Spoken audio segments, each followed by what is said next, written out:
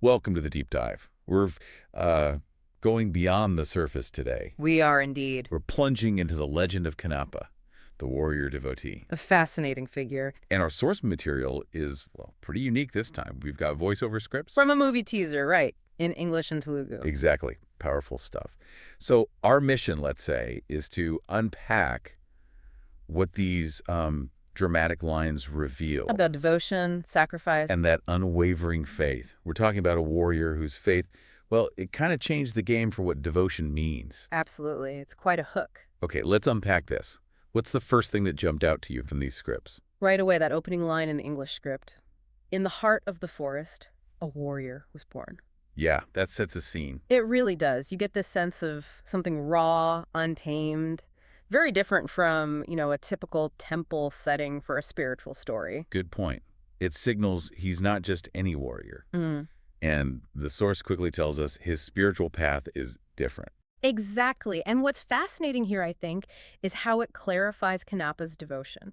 How so? It calls him a man who didn't just worship God, he befriended him. Befriended God. Look, That's it's so unusual. cool.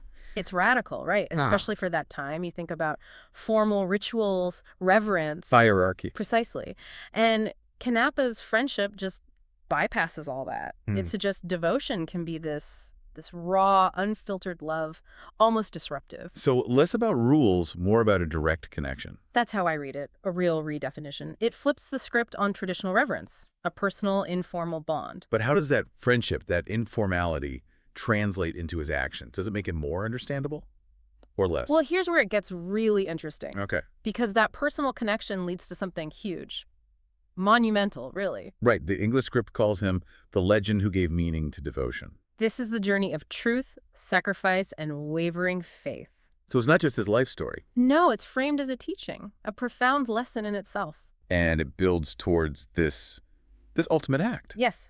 And if we connect this to the bigger picture, that act is the ultimate expression of this faith. The offering.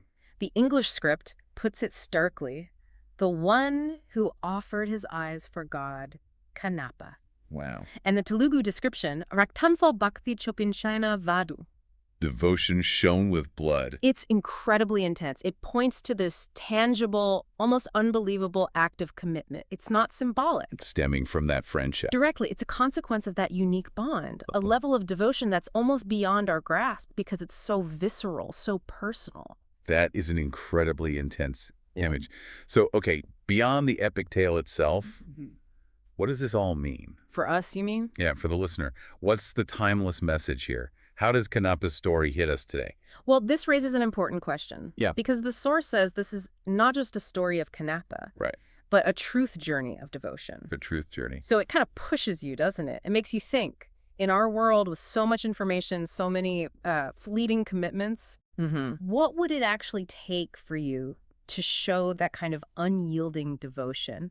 Whether it's to a belief, a cause, whatever. That deep, radical commitment. Yeah. Kannappa's story isn't just ancient history. It challenges our modern ideas of conviction, I think. The limits of it. So Kannappa, the warrior devotee, he really did redefine devotion, didn't he? Through that disruptive friendship, that ultimate sacrifice. He truly did. It leaves you with something to think about. In a world full of distractions, maybe. Yeah. What does it truly mean for you to have unwavering faith? Or, to give that kind of deep personal meaning to your own beliefs? Definitely something to mull over.